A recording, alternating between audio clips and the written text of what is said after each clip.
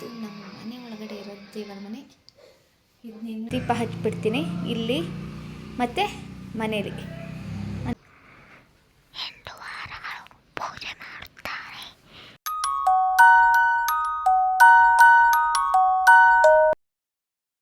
Hello hi, welcome back to my YouTube channel Maheshwari. This is Sihi. ಹುಷಾರಿಲ್ಲ, ಮನೆಯಲ್ಲಿ ಮಲಗಿದ್ದಾಳೆ. ಸಿಹಿತ ಮನೇಲಿ ಮಲಗಿದ್ದಾಳೆ. ಬೆಳಗ್ಗೆ ನಂದು ಸ್ನಾನ ಆಗಿದೆ. ದೇವ್ರ ಮನೆ ನೆನೆ ಎಲ್ಲ ಕ್ಲೀನ್ ಮಾಡಿ ರಾತ್ರಿ ಎಲ್ಲ ಫುಲ್ ರೆಡಿ ಮಾಡಿಬಿಟ್ಟಿದ್ದೀನಿ. ಅದೇನೂ ಇಲ್ಲ. ಈಗ ಮನೆ ಒಳಗಡೆ ಇರೋ ದೇವ್ರ ಮನೆನ ರೆಡಿ ಮಾಡಬೇಕು. ಇಲ್ಲಿ ನೋಡಿ, ಇದು ನಮ್ಮ ಮನೆ ಒಳಗಡೆ ಇರೋ ದೇವರ ಮನೆ. ಇದನ್ನಿನ್ನೂ ಏನೂ ಕ್ಲೀನ್ ಮಾಡಿಲ್ಲ. ಅದಕ್ಕೆ ಈಗ ಇದನ್ನ ಕ್ಲೀನ್ ಮಾಡಿಬಿಟ್ಟು ಇವಾಗ ದೀಪ ಹಚ್ಚಿಬಿಡ್ತು ಅಂತ ಅಂದರೆ ಇನ್ನು ಸಂಜೆಗೆ ತಿಂಡಿ ಇದು ಎಲ್ಲ ರೆಡಿ ಮಾಡಿಕೊಂಡು ಮಾಡ್ಬೋದು. ಅದಕ್ಕೆ ಇವಾಗ ನೋಡಿ, ಗಾಳಿ ದೇವ್ರ ಮನೆ ಕೆಲಸನ ಮುಗಿಸ್ಬಿಡ್ತೀನಿ. ಇದು ನಮ್ಮ ಮನೆ ಒಳಗಡೆ ಇರುವಂತಹ ದೇವರ ಮನೆ.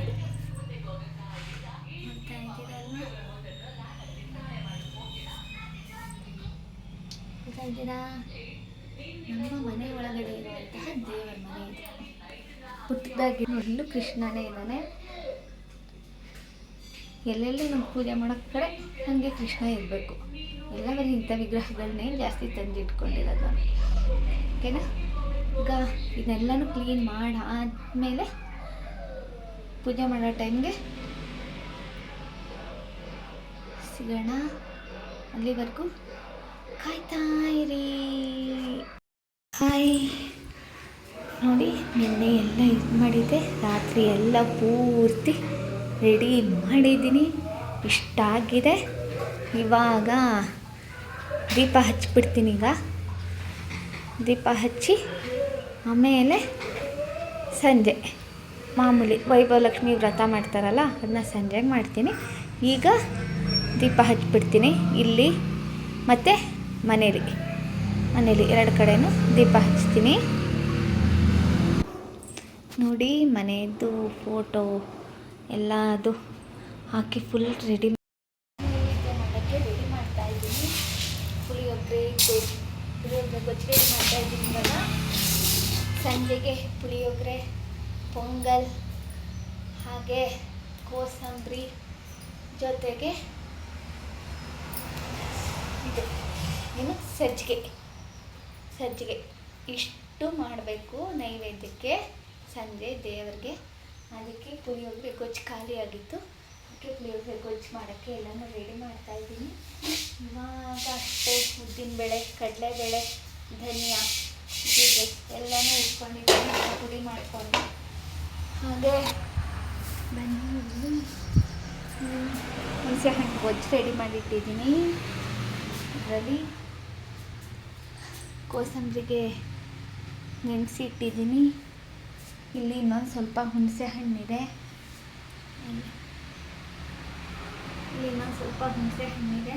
ಅದೊಂದು ಸ್ವಲ್ಪ ಆಮೇಲಿಂದ ಇದು ಮಾಡ್ಕೊಳ್ಳೋಣ. ಇಷ್ಟು ಪುಳಿಯೋಗರೆ ಪೌಡರ್ ರೆಡಿಯಾಗಿದೆ.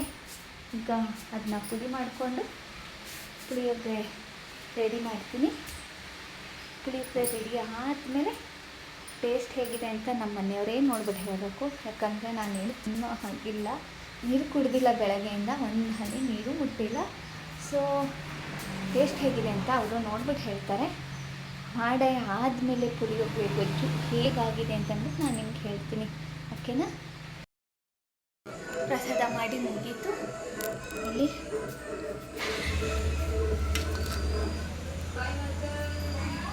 ಪುಳಿಯೋಗರೆ, ಹೆಸರುಬೇಳೆ, ಪೊಂಗಲ್,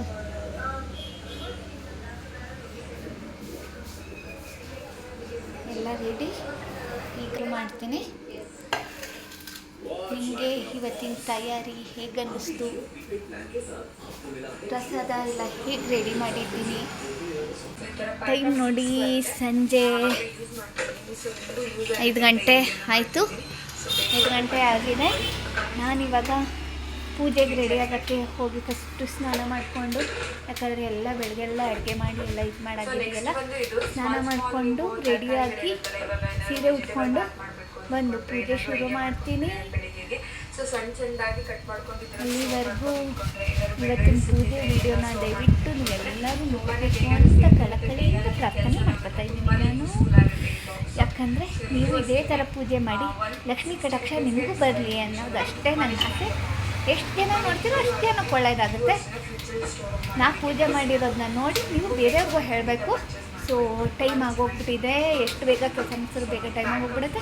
ನಾನು ಬೇಗ ಹೋಗಿ ಸ್ನಾನ ಮಾಡಿಕೊಂಡು ಸೀರೆಗೆ ಎಲ್ಲ ಉಟ್ಕೊಂಡು ರೆಡಿಯಾಗಿ ಬಂದು ಆಮೇಲೆ ನಾನು ಮುಂದೆ ಬರ್ತೀನಿ.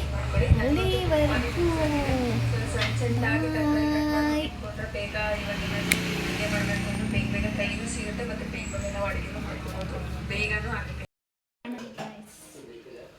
ಕಾಣಿಸ್ತಿದ್ದೀನ.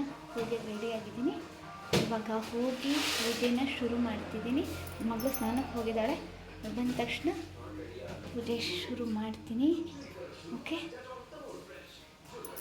ಹೇಗೆ ಕಾಣಿಸ್ತಿದ್ದೀನಿ ಅಂತ ಕಮೆಂಟ್ ಮಾಡಿ. ನಾನು ಪೂಜೆ ಶುರು ಮಾಡ್ತಾಯಿದ್ದೀನಿ. ಪೂಜೆ ಹೇಗೆ ಮಾಡಬೇಕು, ಯಾವ ರೀತಿ ಮಾಡಬೇಕು ಅನ್ನೋದನ್ನ ನಾನು ನಿಮಗೆ ಡೀಟೇಲಾಗಿ ಹೇಳ್ತೀನಿ. ಅಂದರೆ ನಾನು ಪೂಜೆ ಮಾಡೋದು ಮಂತ್ರ ಗಿಂತ್ರ ಇದೆಲ್ಲ ಸ್ವಲ್ಪ ಶಾರ್ಟಾಗಿ ಮಾಡ್ತೀನಿ. ಯಾಕಂದರೆ ಪೂಜೆ ಒಂದು ಅರ್ಧ ಗಂಟೆ ಆಗುತ್ತೆ, ಅರ್ಧ ಮುಕ್ಕಾಲು ಗಂಟೆ ಆಗುತ್ತೆ. ಅಷ್ಟೊಂದು ದೊಡ್ಡ ವ್ಲಾಗ್ ಮಾಡೋಕ್ಕಾಗೋದಿಲ್ಲ. ಸೊ ಅದಕ್ಕೆ ನಿಮಗೆ ಏನು ತಯಾರಿ ಮಾಡಬೇಕು ಅನ್ನೋದನ್ನು ಫಸ್ಟ್ ಹೇಳಿಬಿಡ್ತೀನಿ. ನೀವು ನಿಮ್ಮ ಮನೇಲಿ ಇಟ್ಕೊಂಡಿರೋ ಕಳಸ ಓಕೆ, ಅದ್ರ ಜೊತೆಗೆ ನೋಡಿ ಇವರು ವೈಭವ ಲಕ್ಷ್ಮಿ ಸಪ್ರೇಟ್ ಕಳಸ ಇಡಬೇಕು. ನಾವು ಜಾಸ್ತಿ ಹೂವೆಲ್ಲ ಮುಡಿಸಿದ್ದೀವಿ, ನೀವು ಒಂದು ಸ್ವಲ್ಪ ಹಾಕಿದ್ರೂ ಸಾಕು. ಸಪ್ರೇಟ್ ವೈಭವ ಲಕ್ಷ್ಮಿ ಕಳಸ ಇಡಬೇಕು. ಜೊತೆಗೆ ಅದ್ರ ಹಿಂದೆ ಇಲ್ಲಿ ನೋಡಿ, ವೈಭವ ಲಕ್ಷ್ಮಿ ವ್ರತ, ವೈಭವ ಲಕ್ಷ್ಮಿ ವ್ರತ ಅದು ಇದು ಪೂಜೆ ಬುಕ್ಕು. 8 ವಾರ ನಾವು ಈ ವ್ರತನ ಮಾಡಬೇಕು. ಈ ವ್ರತ ಮಾಡೋ ಉದ್ದೇಶ ಏನು ಅಂದರೆ ಮನೆಯಲ್ಲಿ ಲಕ್ಷ್ಮಿ ಬಂದು ನೆಲೆಸಲಿ, ನಮಗೆ ಒಳ್ಳೆಯದಾಗಲಿ ಅನ್ನೋ ಕಾರಣ ಅಷ್ಟೇ ಅನ್ನೋದು. ಮತ್ತು ದರಿದ್ರ ಲಕ್ಷ್ಮಿ ಏನಾದರೂ ಇದ್ದರೆ ಮನೆಯಿಂದ ಹೊರಗಡೆ ಹೋಗಲಿ, ನಮ್ಮ ಮನೆಗೆ ಲಕ್ಷ್ಮಿ ಯಾವಾಗಲೂ ಬಂದು ನೆಲೆಸಲಿ, ಧನ ಧಾನ್ಯ ವಿದ್ಯೆ ಎಲ್ಲ ಥರ ನಿಮಗೆ ದುಡ್ಡು ಕೊಡಬೇಕಾದ್ರೆ ಯಾರಾದರೂ ಇದು ಮಾಡ್ತಾಯಿದ್ರೆ ಮನೆಗೆ ದುಡ್ಡು ಬರ್ತಿದೆ, ಖಾಲಿ ಆಗ್ತಿಲ್ಲ, ಈ ಥರ ಎಲ್ಲ ಏನಾದರೂ ತೊಂದರೆಗಳಿದ್ದರೆ ಒಟ್ಟಿನಲ್ಲಿ ಲಕ್ಷ್ಮಿ ಬಂದು ಮನೇಲಿ ನೆಲೆಸಲಿ ಅನ್ನೋ ಕಾರಣಕ್ಕೆ ಈ ವ್ರತ ಮಾಡೋದು. ಇದನ್ನು ಹೀಗೆ ಮಾಡಬೇಕು, ನಾ ಮಾಡಿದ್ದೀನಲ್ಲ ಇಷ್ಟೊಂದೆಲ್ಲ ಪ್ರಸಾದ ಮಾಡಬೇಕು ಇದು ಮಾಡಬೇಕು ಅಂತ ಏನಿಲ್ಲ, ಯಾರು ಬೇಕಾದರೂ ಮಾಡ್ಬೋದು. ನಾವು ವರಮಹಾಲಕ್ಷ್ಮಿ ಹಬ್ಬ 8 ವಾರ ಅಂತ ಅಂದ್ಬಿಟ್ಟು ವರಮಹಾಲಕ್ಷ್ಮಿ ಹಬ್ಬಕ್ಕೆ ಸೇರ್ಕೋಬೇಕು. ಯಾಕಂದರೆ ನಮ್ಮ ಮನೇಲಿ ಅದೇ ಗ್ರ್ಯಾಂಡಾಗಿ ಮಾಡೋದು ಪೂಜೆನ. ಸೊ ಅದಕ್ಕೆ ಸೇರಿಸ್ಕೊಂಡು ನಾವು ಇದನ್ನು ಮಾಡ್ತೀವಿ.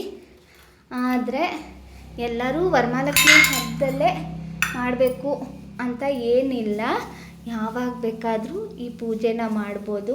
ಇಡೀ ವರ್ಷ ಪೂರ್ತಿ ಯಾವಾಗ ಬೇಕಾದರೂ ಮಾಡ್ಬೋದು. ಆದರೆ ನಾವು ಈಗ ಮಾಡೋದು ಯಾಕೆ ಅಂದರೆ ಆಷಾಢದಲ್ಲಿ ಚಾಮುಂಡೇಶ್ವರಿ ವಾರ, ಅಮ್ಮನವ್ರ ವಾರ, ನೆಕ್ಸ್ಟು ಶ್ರಾವಣ. ಸೊ ಒಳ್ಳೆಯದಾಗಲಿ ಅಂತ ಅಂದ್ಬಿಟ್ಟು ಮಾಡ್ತಿದ್ದೀವಿ.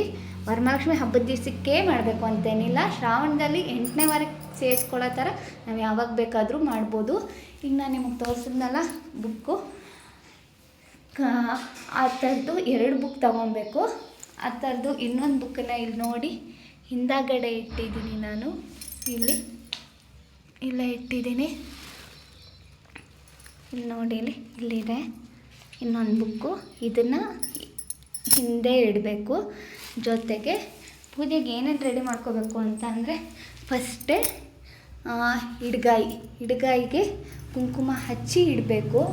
ನಮ್ಮಮ್ಮ ಕುಂಕುಮ ಹಚ್ಚಿಲ್ಲ, ಹಾಗೆ ಇಟ್ಟಿದ್ದಾರೆ. ಇಡ್ಗಾಯಿಗೆ ಕುಂಕುಮ ಹಚ್ಚಿ ಇಡಬೇಕು. ಇದು ವ್ರತ ಮಾಡ್ಬೇಕಾದ್ರೆ ಮಧ್ಯದಲ್ಲಿ ಬರುತ್ತೆ. ಬಳೆ, ಅರಿಶಿನ, ಕುಂಕುಮ, ಅಕ್ಕಿ ಇದೆಲ್ಲ ಮಧ್ಯದಲ್ಲಿ ಬರುತ್ತೆ. ಜೊತೆಗೆ ಕೆಳಗಡೆ ಒಂದು ಗಣಪತಿ ವಿಗ್ರಹನ ಇಡಬೇಕು. ಗಣಪತಿಗೂ ಪೂಜೆ ಬರುತ್ತೆ. ಸೊ ಗಣಪತಿ ವಿಗ್ರಹ ಇಡಬೇಕು. ಜೊತೆಗೆ ಪ್ರಸಾದ ನೈವೇದ್ಯ ಇರಬೇಕು. ನೀವು ಒಂದು ಸ್ವೀಟ್ ಒಂದು ಖಾರ ಸಜ್ಜಿಗೆ ಮತ್ತು ಪುಳಿಯೋಗರೆ ಮಾಡಿದ್ರೆ ಸಾಕು. ಯಾಕಂದರೆ ಪುಳಿಯೋಗರೆನ ನಾವು ಯಾರು ಕೊಡ್ತೀವಿ ಅವ್ರ ಹತ್ರ ದರಿದ್ರ ಲಕ್ಷ್ಮಿ ಇದ್ದರು ಅದು ಹಾಗೆ ಹೋಗಲಿ ಅಂತ ಅಂದ್ಬಿಟ್ಟು ನಾವು ಪುಳಿಯೋಗರೆನ ಮಾಡೋದು. ಸೊ ಪುಳಿಯೋಗರೆ ಮಾಡಿದ್ರೆ ಒಳ್ಳೆಯದು. ಜೊತೆಗೆ ಪಂಚಪಾತ್ರೆ ಉದ್ಧಾರಣೆ ಇರಬೇಕು, ಅಕ್ಷತೆ ಇರಬೇಕು, ಪಕ್ಕದಲ್ಲೇ ಅಕ್ಷತೆಯೂ ಇರಬೇಕು,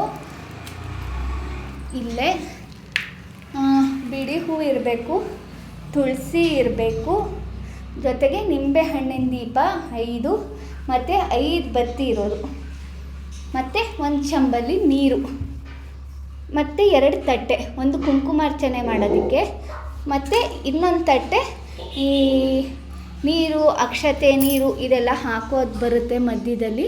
ನೀವು ಪೂಜೆ ಮಾಡೋದು ನೋಡ್ತೀರಾ, ಮಂತ್ರ ಏನು ಕೇಳಿಸಲ್ಲ. ಪೂಜೆನ ಸಿಂಪಲಾಗಿ ಹಾಗೆ ಸ್ವಲ್ಪ ಫಾಸ್ಟ್ ಫಾರ್ವರ್ಡಾಗಿ ಮಾಡಿರ್ತೀನಿ ನೋಡಿ.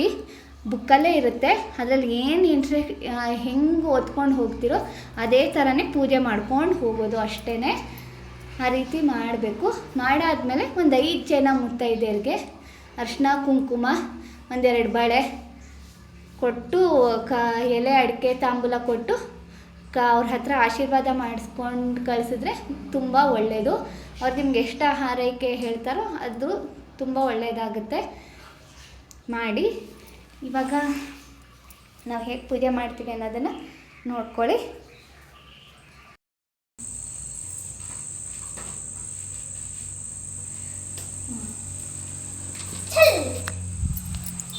ಓಕೆ, ನೋಡಿದ್ರಲ್ಲ ಪೂಜೆ ಮಾಡಿದ್ದು ಹೇಗೆ ಮಾಡಿದ್ವಿ ಅಂತ ಅಂದ್ಬಿಟ್ಟು. ಪೂಜೆಗೆ ನಾನು ಪೂರ್ತಿ ಡೀಟೇಲಾಗಿ ಹಾಕೋಕ್ಕಾಗಿಲ್ಲ. ಸೊ ಪೂಜೆ ಹೇಗೆ ಮಾಡಬೇಕು ಅನ್ನೋದನ್ನು ಹೇಳಿದ್ದೀನಿ. ನೀವು ಮಾಡೋ ಹಾಗಿದ್ರೆ ಅದೇ ರೀತಿಯೇ ಮಾಡಿ, ಅದರಲ್ಲಿ ಹೇಳಿರೋ ಥರನೇ ಮಾಡಿ. ಇದರಲ್ಲಿ ನಾನು 2 ಮಿಸ್ ಮಾಡಿದ್ದೆ. ಯಾಕಂದರೆ ಲಾಸ್ಟ್ ಇಯರ್ ಪೂಜೆ ಮಾಡಬೇಕಾದ್ರೆ ಗೆಜ್ಜೆ ವಸ್ತ್ರ ಮತ್ತು ದರ್ಬೆ ಇರಲಿಲ್ಲ. ಈ ವರ್ಷದಿಂದ ಅದನ್ನ ಆ್ಯಡ್ ಮಾಡಿದ್ದಾರೆ. ಸೊ ನೀವು ಪೂಜೆ ಮಾಡಬೇಕಾದ್ರೆ ಅದನ್ನು ತಗೊಂಡು ಬಂದು ಇಟ್ಕೊಂಡಿರಿ, ಓಕೆನಾ. ಗೆಜ್ಜೆ ವಸ್ತ್ರ ಮತ್ತು ದರ್ಬೆ 2 ಇರಬೇಕು. ಇಲ್ಲಿ ನೋಡಿದ್ರಲ್ಲ, ನಿಂಬೆಹಣ್ಣಿನ ದೀಪ, ನೈವೇದ್ಯ ಅದರಲ್ಲೇ ಹೇಳಿದ್ದಾರೆ ಏನೇನು ಮಾಡಬಹುದು ಅಂತ ಅಂದ್ಬಿಟ್ಟು. ಅದನ್ನು ಮಾಡಿ ಎಲ್ಲ ಒಳ್ಳೆಯದಾಗುತ್ತೆ. ಯಾವುದಕ್ಕೋಸ್ಕರ ಈ ಪೂಜೆ ಮಾಡ್ತಾರೆ ಅನ್ನೋದನ್ನು ಹೇಳಿದ್ದೀನಿ ನಾನು. ಅದನ್ನು ಇದು ಮಾಡಿ ಪೂಜೆ ಮಾಡಿ ಒಳ್ಳೆಯದಾಗತ್ತೆ. ಮಾಡಲೇಬೇಕು ಅಂತೇನಿಲ್ಲ. ನಿಮಗೆ ಈ ಪೂಜೆ ವ್ಲಾಗ್ ಇಷ್ಟ ಆಯಿತು ಅಂತ ಅಂದರೆ ಮುಂದಿನ ವಾರ ನಾನು ಹೇಗೆ ಪೂಜೆ ಮಾಡಿದೆ ವಿತ್ ಮಂತ್ರ ಯಾವ ರೀತಿ ಮಾಡಿದ್ರಿ ಅದ್ರದ್ದು ಬೇಕು ಅಂತ ನಿಮಗೆ ಅನಿಸಿದ್ರೆ ಹೇಳಿ, ಕಮೆಂಟಲ್ಲಿ ಹೇಳಿ. ನಾನು ನೆಕ್ಸ್ಟ್ ಸಲ ಪೂಜೆ ಸ್ಟಾರ್ಟಿಂಗಿಂದ ಎಂಡಿಂಗ್ವರೆಗೂ ಅದನ್ನೇ ಒಂದು ವ್ಲಾಗ್ ಮಾಡಿ ಹಾಕ್ತೀನಿ, ಓಕೆನಾ. ಇವತ್ತಿಗೆ ನಮ್ಮ ಈ ವೈಭವಲಕ್ಷ್ಮಿ ಪೂಜೆ ಕಾರ್ಯಕ್ರಮ ಮುಗೀತು. ನಿಮಗೆ ನಮ್ಮ ಚಾನಲ್ ನಾವು ಇಷ್ಟ ಆಗಿದ್ದರೆ ದಯವಿಟ್ಟು ಲೈಕ್ ಮಾಡಿ, ಶೇರ್ ಮಾಡಿ, ಸಬ್ಸ್ಕ್ರೈಬ್ ಆಗಿ. ಹಾಗೆ ನಮ್ಮಂಥ ನ್ಯೂ ಯೂಟ್ಯೂಬರ್ಸ್ನ ಬೆಳೆಸಿ, okay. Thank you for watching the channel. Take care, bye.